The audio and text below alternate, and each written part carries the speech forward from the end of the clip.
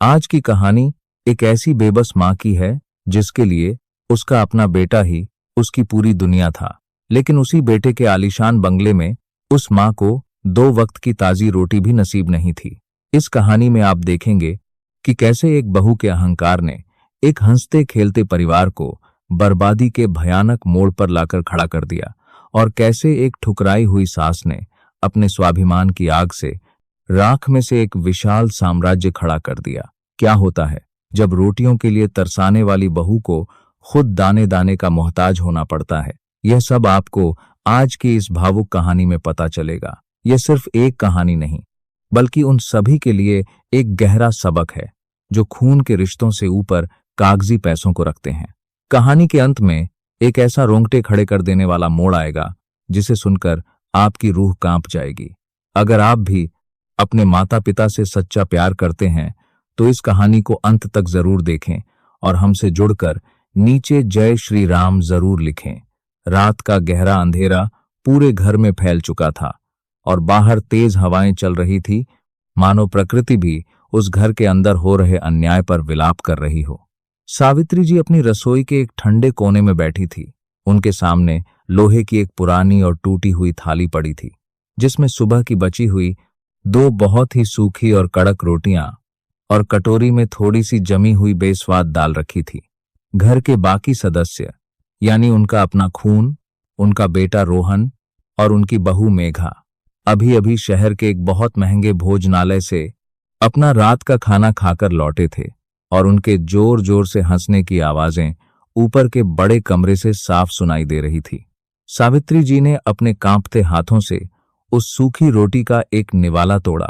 रोटी इतनी सख्त हो गई थी कि उनके कमजोर दांतों से उसे चबाना भी बहुत मुश्किल हो रहा था, लेकिन भूख से उनकी आंतें सिकुड़ रही थी और उनकी आंखों से लगातार गिरने वाले गर्म आंसुओं ने उस सूखी रोटी को थोड़ा नाम कर दिया था। उन्हें वहीं फर्श पर बैठे बैठे वो पुराना समय याद आने लगा, जब रोहन बहुत छोटा था और वह खुद कई रातों तक भूखी रहकर अपने हिस्से का खाना उसे खिलाती थी। पर आज वही रोहन अपनी पत्नी के लालच में अंधा होकर अपनी जन्म देने वाली मां को घर की पुरानी नौकरानी से भी बहुत बदतर समझने लगा था। मेघा अक्सर उनसे बहुत ही कड़वे शब्दों में कहती थी, माँ जी अब आप बुढ़िया हो गई हैं, दिन भर घर में पड़ी रहती हैं, ज्यादा खाना खाएंगी तो बीमार पड़ जाएंगी, और फिर आपके इलाज का भारी खर्चा कौन उठाएगा। इसलिए जितना बचा कुचा आपको दिया जाता है उतने में ही अपना गुजारा करना सीख लीजिए। इस घर में मुफ्त की रोटियां तोड़ने की आदत छोड़ दीजिए। रोहन यह सब अपनी आंखों से देखता था, अपने कानों से सुनता था, लेकिन कभी अपनी पत्नी को एक शब्द भी बोलने की हिम्मत नहीं करता था, क्योंकि शादी के बाद सारा व्यापार और घर का सारा नियंत्रण अब पूरी तरह से मेघा के नाम पर और उसके हाथों में था, और रोहन सिर्फ एक कठपुतली बनकर रह गया था, जिसकी अपनी कोई पहचान या सम्मान नहीं बचा था। अगले दिन की सुबह जब सूरज की पहली उजली किरण रसोई की छोटी सी खिड़की से अंदर आई तो सावित्री जी अपने लिए चाय का पानी उबाल रही थी। तभी उन्होंने देखा कि मेघा लाल पीली आंखें लिए उनके कमरे में आकर बहुत जोर से चिल्ला रही थी।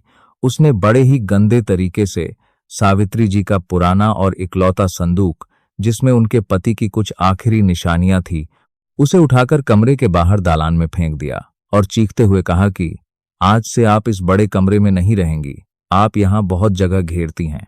मेघा ने यह मनमानी करते हुए फैसला सुना दिया था कि इस बड़े और हवादार कमरे को वह अपने व्यायाम के लिए एक व्यायाम कक्ष में बदल देगी, और सावित्री जी को आज से ही छत पर बने उस बहुत ही छोटे और अंधेरे कबाड़ खाने में जाना पड़ेगा, जहां पूरे घर का टूटा फूटा सामान और जाले लगे रहते थे। सावित्री जी की आंखों में लाचारी और बेबसी साफ छलक रही थी। उन्होंने उम्मीद भरी नजरों से रोहन की तरफ देखा, जो पास ही कुर्सी पर आराम से बैठा हुआ सुबह का अखबार पढ़ रहा था। उन्होंने बहुत ही दबी और रुला देने वाली आवाज में कहा, बेटा, क्या तू सच में अपनी बूढ़ी माँ को जीवन के इस आखिरी पड़ाव में उस ठंडी और घुटन भरी छत पर अकेले भेज देगा? रोहन ने अपने अखबार से नजरें भी नहीं हटाई और बिना किसी शर्म के बहुत ही रूखे और ठंडे स्वर में बोला, माँ देखो, मेघा बिल्कुल सही कह रही है। घर में मेहमानों के लिए जगह कम है, और वैसे भी आपको तो अब कोई काम नहीं होता, बस सोने से मतलब है ऊपर छत पर बहुत शांति रहेगी, आप आराम से वहां सो जाया करो, हर छोटी बात पर तमाशा मत किया करो। सावित्री जी का दिल यह सुनकर शीशे की तरह टूटकर बिखर गया। जिस बेटे को उन्होंने अपनी पलकों पर बिठाकर अपने खून और पसीने से पाला था, आज वही बेटा अपनी सगी मां को घर के एक फालतू कबाड़ की तरह देख रहा था। उन्होंने बिना कोई और शब्द कहे अपना बिखरा हुआ सामान समेटा और अपने कांपते पैरों से ऊपर छत की सीढ़ियां धीरे धीरे चढ़ने लगी। हर एक कदम पर उनके घुटनों में चुभने वाला दर्द उठ रहा था, लेकिन उस शारीरिक दर्द से कहीं ज्यादा गहरा घाव उनके कलेजे पर लगा था, जो अंदर ही अंदर रिस रहा था। छत के उस छोटे से अंधेरे कमरे में बहुत धूल और मकड़ी के बड़े बड़े जाले लगे हुए थे। वहां सांस लेना भी भारी हो रहा था। सावित्री जी ने अपने हाथों से फर्श को साफ करके किसी तरह वहां अपने सोने के लिए थोड़ी जगह बनाई और दीवार से टिककर वहीं बैठ गई। दोपहर को जब उनके पेट में भूख से तेज दर्द होने लगा, तो मेघा ने एक छोटी सी थाली में सिर्फ कल के बचे हुए चावल के कुछ रूखे दाने और थोड़ा सा पुराना अचार भेज दिया, वह भी घर के नौकर के हाथ, जैसे किसी भिखारी को भीख दी जा रही हो। सावित्री जी ने उस दिन अपने आंसुओं को पीते हुए यह कठोर फैसला कर लिया कि अब इस घर में एक पल भी यह घोर अपमान नहीं सहा जाएगा। उन्होंने अपनी पुरानी सूती साड़ी के पल्लू में बंधे वो कुछ कीमती गहने निकाले जो उनके मायके की आखिरी निशानी थे और जिन्हें उन्होंने अपने सबसे बुरे वक्त के लिए आज तक बहुत संभाल कर छिपा कर रखा था। उन्होंने अपनी बचपन की एक बहुत ही पुरानी सहेली शांति को बुलाया, जो शहर के दूसरे और पिछड़े कोने में रहती थी और अपने घर से ही थोड़ा बहुत खाना बनाकर बेचने का एक छोटा सा काम करती थी। सावित्री जी ने शांति से बहुत ही उम्मीद के साथ कहा, शांति, क्या मुझे तुम्हारे छोटे से घर में थोड़ी सी जगह मिलेगी? मैं अब किसी पर बोझ नहीं बनना चाहती, मैं काम करना चाहती हूँ, क्या तुम मेरा साथ दोगी? शांति, जो सावित्री जी के इस भयानक हालात को अच्छे से जानती थी, उसने बिना एक पल सोचे अपनी सहेली को तुरंत हाँ कर दी। उसी रात जब घर के सब लोग गहरी नींद में सो गए और चारों तरफ सन्नाटा छा गया, सावित्री जी ने अपना एक बहुत ही छोटा सा झोला उठाया जिसमें उनके 2 जोड़े कपड़े थे और बिना किसी को कुछ बताए, बिना कोई शोर किए उस घर की दहलीज हमेशा के लिए पार कर ली, जिस घर को उन्होंने अपने हाथों से और खून पसीने से सींचा था। बाहर जाते वक्त उन्होंने मुड़कर आखिरी बार रोहन के सजे हुए कमरे की तरफ देखा और उनकी बूढ़ी आंखों से आखिरी बार एक भारी आंसू टपका। वो आंसू अब किसी कमजोर मां की ममता का नहीं था, बल्कि एक औरत के पूरी तरह से जागे हुए कड़क स्वाभिमान का था। शांति के छोटे से घर में पहुंचकर सावित्री जी ने जीवन में पहली बार एक गहरी और चैन की सांस ली। उन्होंने शांति के साथ मिलकर रात भर बात की और खाने के डिब्बे दफ्तरों में पहुंचाने का काम बहुत ही बड़े और अलग स्तर पर शुरू करने की एक मजबूत योजना बनाई। सावित्री जी के हाथों में मानो कोई दैवीय जादू था। वो जब भी खाना बनाती थी तो उसमें मसालों से ज्यादा उनकी गहरी ममता और शुद्धता का स्वाद होता था। उन्होंने शहर की भागदौड़ वाली दुनिया से अलग पुराने तरीके से एक बड़े मिट्टी के चूल्हे पर धीमी आंच में खाना बनाना शुरू किया और सिर्फ घर के पिसे हुए शुद्ध मसालों का ही उपयोग किया। धीरे धीरे उनके हाथों के बने खाने के डिब्बों की चर्चा पूरे शहर के दफ्तरों में आग की तरह होने लगी। जो लोग बाजार का तीखा और मिलावटी खाना खाकर बीमार हो रहे थे और थक गए थे, उन्हें सावित्री जी के हाथ का बिल्कुल सादा, स्वादिष्ट और पौष्टिक भोजन बहुत ज्यादा पसंद आने लगा। 1 साल के भीतर ही उनकी मेहनत ने ऐसा रंग दिखाया कि सावित्री जी और शांति ने मिलकर शहर के एक अच्छे इलाके में एक छोटा सा लेकिन बहुत ही साफ सुथरा भोजनालय खोल लिया, जिसका नाम उन्होंने बहुत सोच समझ कर रखा, मां की रसोई। वहां किसी बड़े होटल की तरह कोई मेज कुर्सी नहीं लगाई गई थी, बल्कि जमीन पर चटाई बिछाकर बैठकर पंगत में सबको सम्मान के साथ खाना खिलाया जाता था। शहर के बड़े बड़े और अमीर व्यापारी और सरकारी अधिकारी भी वहां लाइन लगाकर अपनी बारी का बहुत ही शांति से इंतजार करते थे। सावित्री जी अब वो रोने वाली और कमजोर बेसहारा मां नहीं रही थी, बल्कि वो शहर की एक बहुत ही सम्मानित और सफल व्यापारी बन चुकी थी। लेकिन इतनी सफलता के बाद भी उन्होंने अपनी वो पुरानी सादगी कभी नहीं छोड़ी। इधर दूसरी तरफ रोहन और मेघा की जिंदगी में उनके बुरे कर्मों का भयंकर तूफान आने लगा था। मेघा के जरूरत से ज्यादा घमंड और व्यापार में लिए गए गलत फैसलों की वजह से उनका चमकता हुआ व्यापार अब पूरी तरह घाटे में जाने लगा। रोहन ने अपनी शान दिखाने के लिए बाजार के बहुत सारे लोगों से भारी कर्ज ले लिया था, जिसे चुकाना अब उसके लिए बिल्कुल नामुमकिन हो गया था। उनके जो अमीर दोस्त कल तक उनकी महंगी दावतों में उनके साथ आगे आगे रहते थे, उन्होंने भी मुसीबत के समय अपना मुंह मोड़ लिया। एक दिन सुबह सुबह कर्ज देने वाले कुछ सख्त अधिकारी घर आए और उनके आलीशान बंगले के मुख्य दरवाजे पर घर की पूरी नीलामी की सूचना चिपका दी। मेघा ये सब देखकर पागलों की तरह छाती पीट पीट कर रोने लगी और अपनी किस्मत को कोसते हुए सारा दोष रोहन को देने लगी। वहीं रोहन अपनी मां को याद करके फूट फूट कर रोने लगा कि जब उसकी मां घर में थी तो 2 रोटियों में भी बहुत बरकत होती थी, और आज जब अपनी ही मां को धक्के मारकर घर से बाहर निकाला तो घर की सारी लक्ष्मी भी हमेशा के लिए रूठ कर चली गई। कुछ ही दिनों बाद उनके घर की नीलामी का वो दुखद दिन भी आ गया।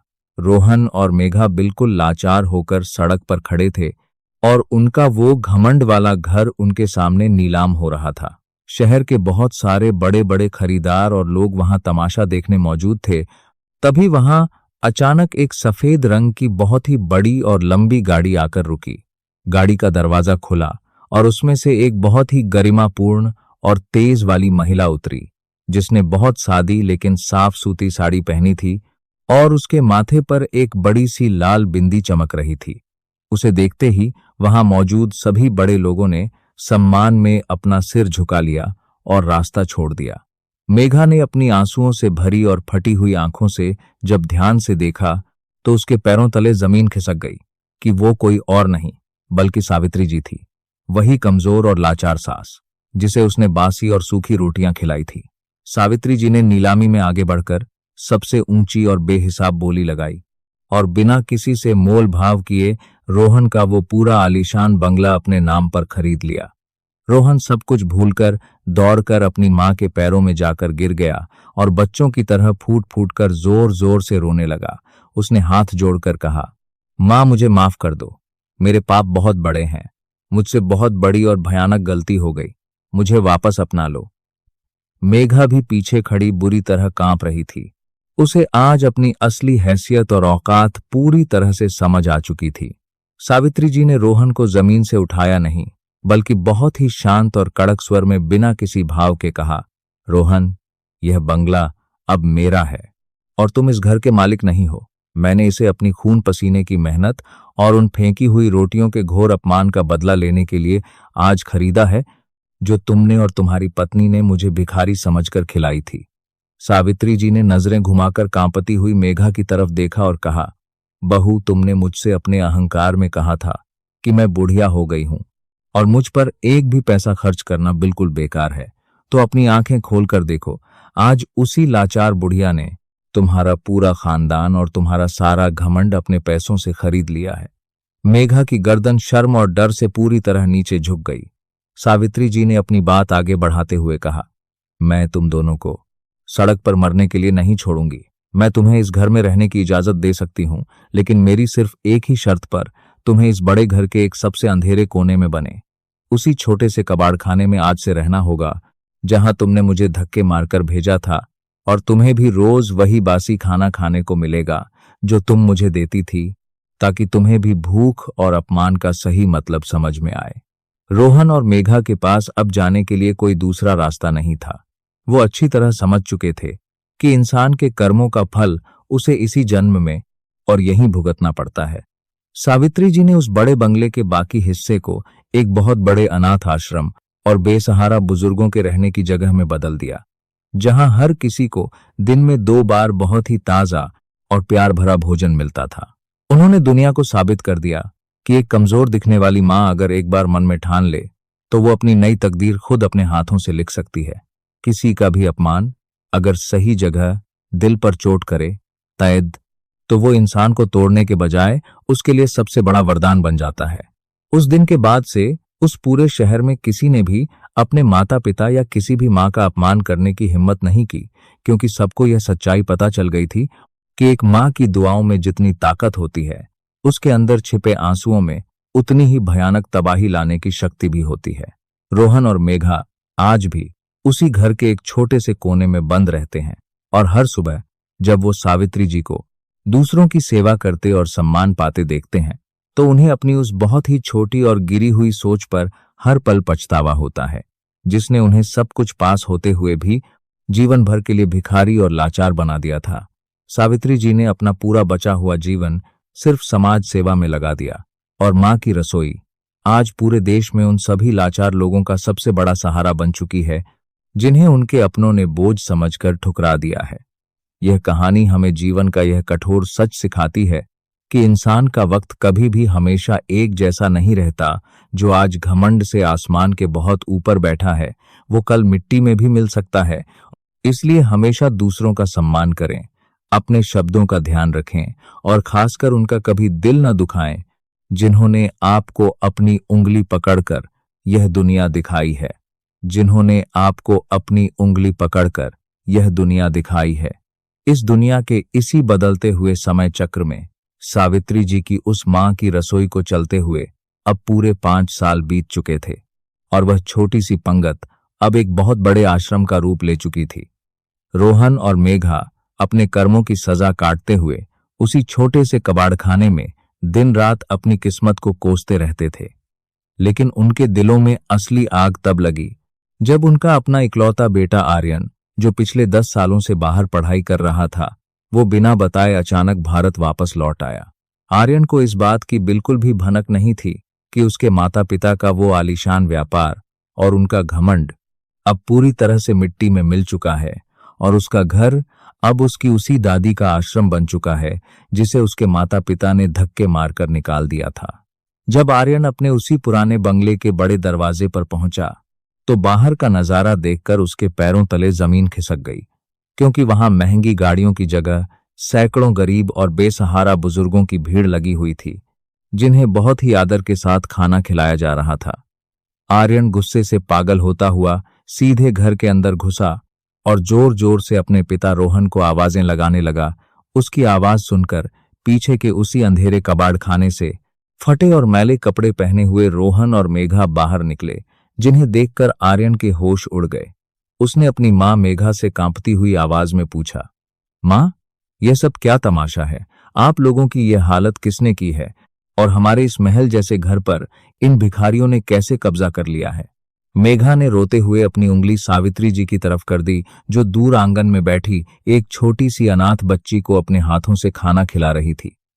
अपनी बूढ़ी दादी को मालकिन की कुर्सी पर बैठा देखकर आर्यन का खून खौल उठा, क्योंकि उसे बचपन से ही उसकी मां ने अपनी दादी के खिलाफ जहर देकर बड़ा किया था। वह सीधा सावित्री जी के पास गया और बहुत ही ऊंची और बदतमीज आवाज में बोला, दादी, आपने मेरे भोले भाले माता पिता के साथ यह क्या धोखा किया है? मैं अदालत जाऊंगा और आपको सड़क पर खींच लाऊंगा। सावित्री जी ने बहुत ही शांत भाव से उस बच्ची को खाना खिलाना पूरा किया, उसके मुंह को अपने सूती पल्लू से पोंछा और फिर अपनी जगह से उठकर आर्यन की आंखों में आंखें डालते हुए कहा, बेटा, जिस अदालत की तुम बात कर रहे हो उस ऊपर वाले की अदालत का फैसला तो 5 साल पहले ही आ चुका है। तुम्हारे इन भोले भाले माता पिता ने मेरी रोटियां छीनकर मुझे सड़क पर फेंका था।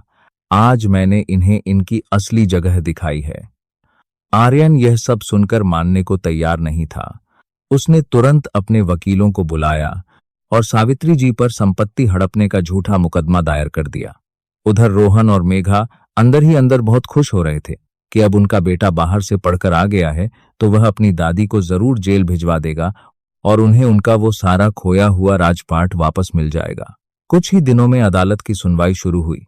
आर्यन ने बहुत बड़े और महंगे वकील खड़े किए, जिन्होंने सावित्री जी पर कई तरह के झूठे आरोप लगाए कि उन्होंने बुढ़ापे का नाटक करके अपने ही बेटे की सारी संपत्ति धोखे से हथिया ली है। अदालत का कमरा लोगों से खचाखच भरा हुआ था। सभी लोग सावित्री जी की तरफ बहुत ही सम्मान से देख रहे थे, लेकिन जज साहब को सिर्फ सबूतों से मतलब था। जब सावित्री जी को कटघरे में बुलाया गया तो उन्होंने कोई वकील नहीं किया था। उन्होंने जज साहब से बहुत ही धीमी लेकिन मजबूत आवाज में कहा, जज साहब, मेरे पास देने के लिए कोई झूठे गवाह या कागजी सबूत नहीं है। मेरे पास सिर्फ वो सूखी रोटियां हैं जिन्हें मैं आज भी उस लोहे की थाली में संभाल कर रखती हूं जो मेरी बहू ने मुझे आखिरी बार खिलाई थी। तभी पीछे से अदालत के दरवाजे खुले और शहर के वो सभी बड़े व्यापारी और बैंक के बड़े अधिकारी अंदर आ गए जिन्होंने नीलामी के दिन सावित्री जी को वो घर खरीदते हुए देखा था। उन सभी ने एक स्वर में गवाही दी कि सावित्री जी ने यह घर किसी धोखे से नहीं बल्कि अपनी खून पसीने की कमाई से सरकारी नीलामी में बहुत ही ईमानदारी से खरीदा था।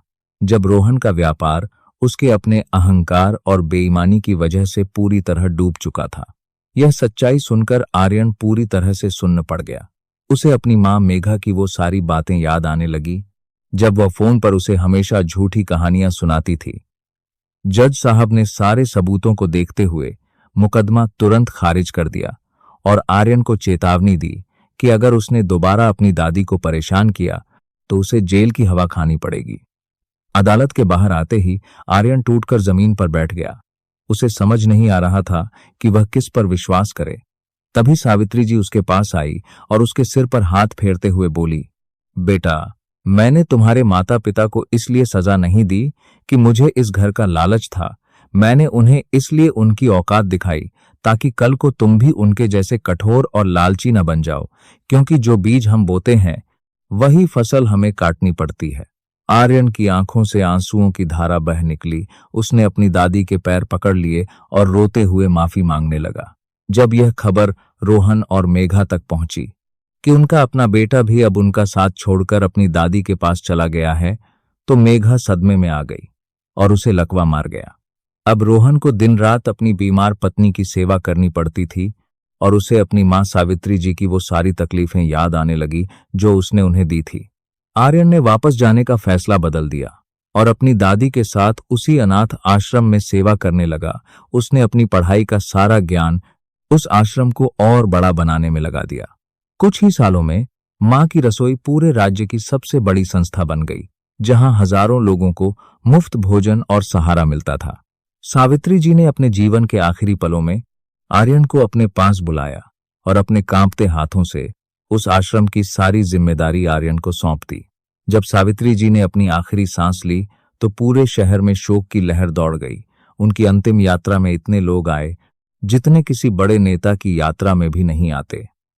रोहन अपनी मां के अंतिम दर्शन के लिए रोता हुआ आया, लेकिन भीड़ ने उसे उनके पास फटकने भी नहीं दिया, क्योंकि सभी जानते थे कि जीते जी इस बेटे ने अपनी मां को सिर्फ रुलाया था।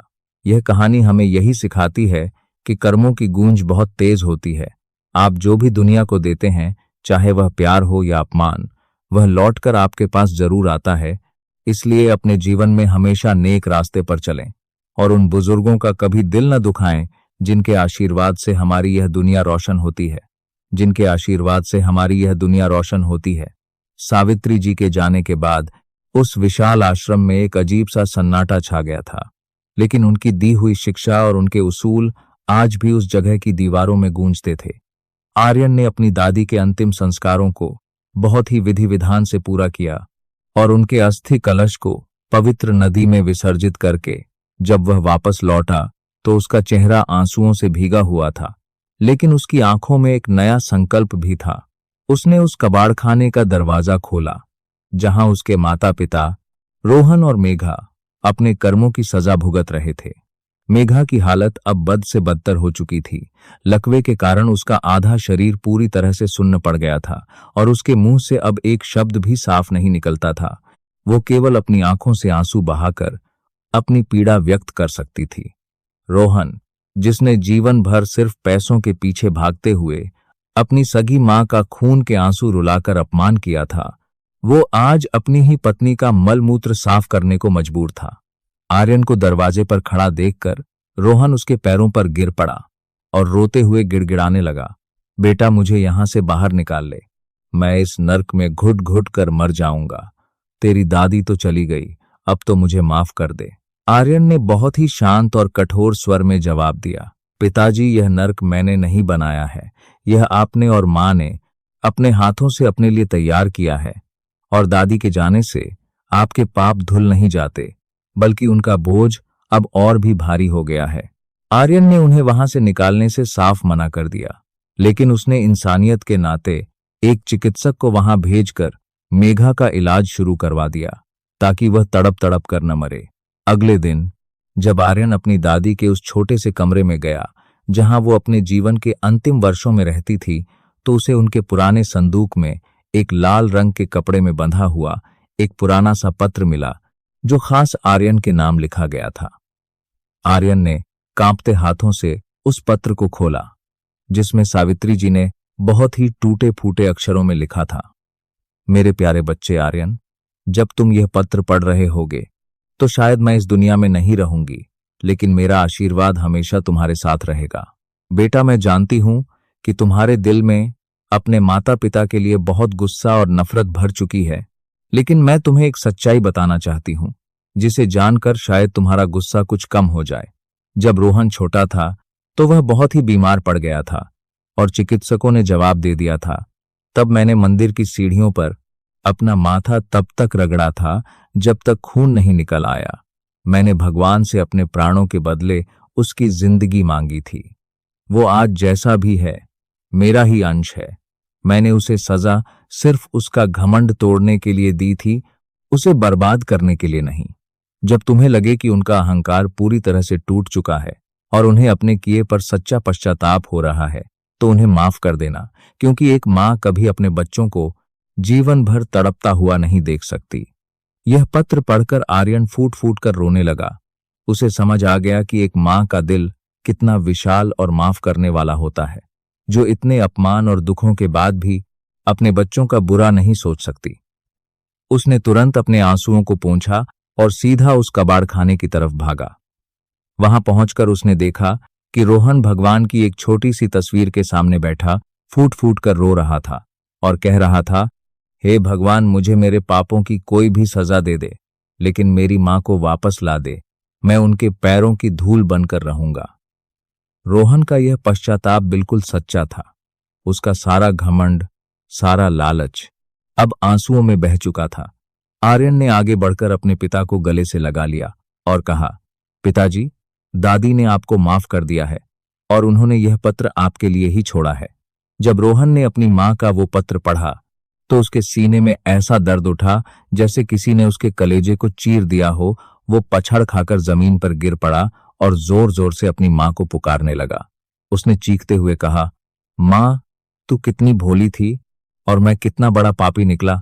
मैंने तुझे सूखी रोटियां दी और तूने जाते जाते भी मुझे अपना आशीर्वाद दे दिया। मेघा भी यह सब सुनकर बहुत जोर से रो रही थी। उसके आंसुओं ने शायद उसके सारे पाप धो दिए थे। आर्यन ने उसी दिन अपने माता पिता को उस कबाड़ खाने से बाहर निकाला और आश्रम के एक साफ सुथरे कमरे में ले गया। रोहन ने अब अपनी बाकी की जिंदगी अपनी मां के नाम कर दी। वह रोज सुबह उठकर आश्रम के सभी बुजुर्गों के पैर छूता, उन्हें अपने हाथों से नहलाता और उनकी झूठी थालियां साफ करता। जिस व्यक्ति ने कभी अपनी सगी मां को पानी का एक गिलास नहीं दिया था, वो आज सैकड़ों बेसहारा लोगों का सेवक बन गया था। मेघा भी अब पहले से काफी ठीक हो रही थी और वो अपने कांपते हाथों से आश्रम की रसोई में सब्जियां काटने का काम करती थी। शहर के लोग यह चमत्कार देखकर हैरान थे कि कैसे सावित्री जी के एक कड़े फैसले और उनके अपार प्रेम ने दो पत्थर दिलों को पिघलाकर मोम बना दिया था। आर्यन ने अपनी दादी के उस छोटे से भोजनालय को पूरे देश का सबसे बड़ा अन्न क्षेत्र बना दिया, जहां कोई भी भूखा व्यक्ति दिन या रात के किसी भी समय आकर पेट भर भोजन कर सकता था। आज भी जब लोग उस विशाल आश्रम के दरवाजे से अंदर आते हैं तो उन्हें सबसे पहले सावित्री जी की एक बड़ी सी तस्वीर मुस्कुराती हुई दिखाई देती है, जिसके नीचे बड़े अक्षरों में लिखा है, जहां मां का सम्मान है वहीं साक्षात भगवान है। यह भावुक कहानी हमें हमारे जीवन का सबसे बड़ा और कड़वा सच बताती है कि हम इस दुनिया में चाहे कितना भी धन दौलत कमा लें, चाहे कितने भी ऊंचे पद पर पहुंच जाएं, लेकिन अगर हमारे माता पिता हमारी वजह से दुखी हैं तो हमारा सारा धन और सारी सफलता मिट्टी के समान है। बुढ़ापे में माता पिता को किसी महंगे उपहार या बड़े महल की जरूरत नहीं होती। उन्हें सिर्फ आपके प्यार, आपके समय और आपके सम्मान की आवश्यकता होती है। जो बच्चे अपने माता पिता के बुढ़ापे का सहारा बनते हैं, उनके जीवन में कभी कोई दुख या परेशानी नहीं आ सकती, और जो उन्हें ठुकरा देते हैं उनका पतन निश्चित होता है। इसलिए हमेशा अपने माता पिता को खुश रखें, उनकी सेवा करें और उनके आशीर्वाद को अपनी सबसे बड़ी पूंजी माने।